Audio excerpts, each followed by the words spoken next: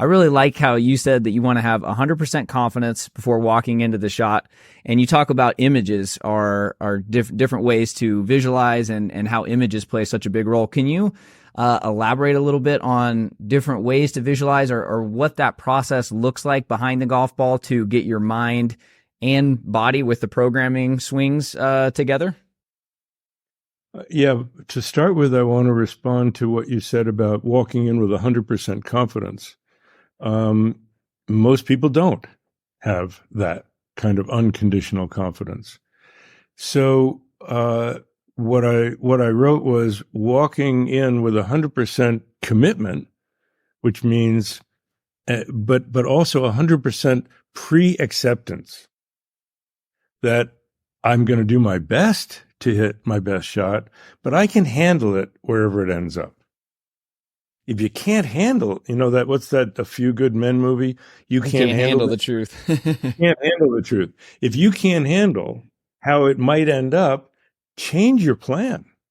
If there's too much trouble around the green and you have a club that your dispersion pattern, a big amount of that is going to end up in the trouble, turn it into a two-shotter. The par doesn't, whatever it says on the card doesn't matter. It's how you can get through that hole in the fewest strokes. So why would you take a risk of a triple bogey when you can have a chance for par and the worst you're going to make is bogey?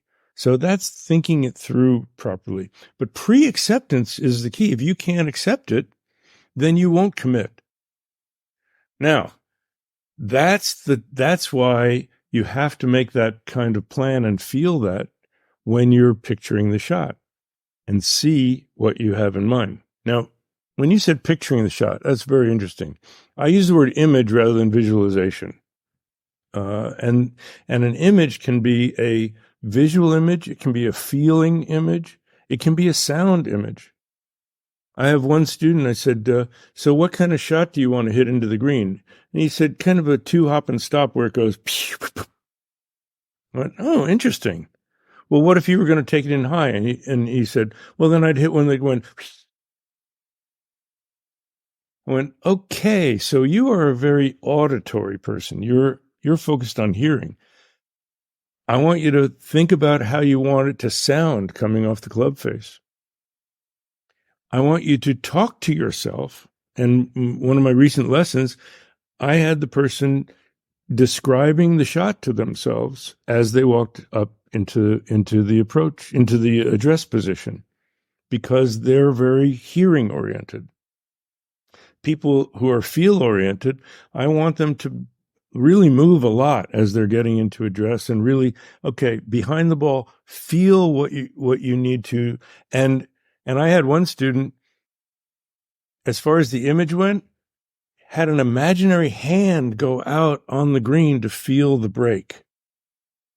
He pictured a hand going out and feeling it because he was so feel oriented.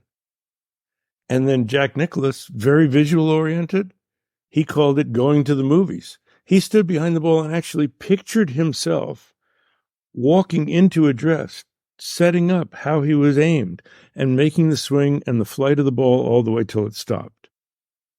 Going to the movies, visual.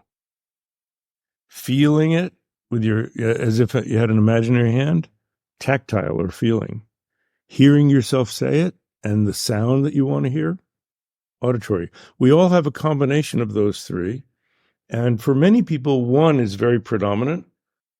But other people they're more evened out. So you have to find what works for you in the way you imagine. Somebody said, I can't visualize. I said, that's okay. If you could, what would it look like? Well, it would look like this. I said, you just did it. And they said, it doesn't have to be like a movie or a paintbrush or something. No, it's what's ever in your mind's eye, how you imagine. People said, well, I can't visualize. I said, can you imagine your kitchen at home? Yeah. Can you imagine getting something out of the refrigerator? Yeah. You just did it. It's just imagination. So imagine what you want to happen in whatever way you imagine things, and then put yourself in the best position to fulfill that imagining, that image that you had. Yeah, I really hope people listen to that again and again, because I was that guy. When I first got into personal development and I was, going to Tony Robbins stuff and I'm reading success principles and I'm really like trying to, better my life and see how that can impact golf. Visualize, visualize, visualize. I don't know if it's because I can only see out of one eye or I just don't have that visualization, but it just never worked for me. So I was that guy that would have called you and be like, am I doing something wrong? I felt like a failure.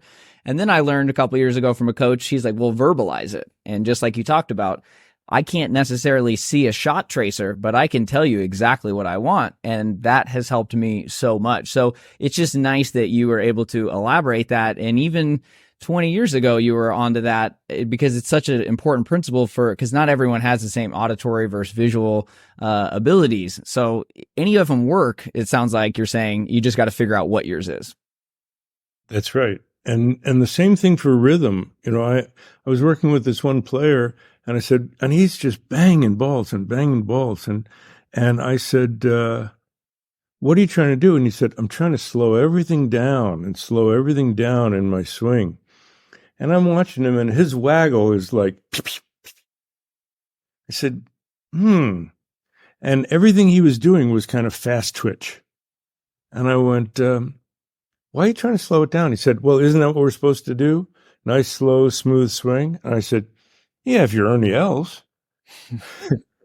but if you're John Rahm, that wouldn't work so well, Right. Yeah. So he said, so it's okay if I move through it really quickly? I said, that's how you live. Don't go against your personality. Use your energy and use the rhythm that you're used to and bring it to the golf course. Don't fight yourself with it. So if you're one of those fast twitch guys, no problem. Just walk up into a dress, waggle, waggle, go. And if you're slower, then walk up in slow motion. Get yourself settled. Take a good long look. And then da-dum, da-dum. Then you do the Bobby Jones Tennessee Waltz. Da-da-da-dum, da-da-da-dum. And he made it look easy too. Everybody's individual. Yeah, I'm just so glad you said that, because I feel like that everyone feels like they're not doing it right, or they feel like they're missing out. And so having your own way to program yourself for the shot is huge.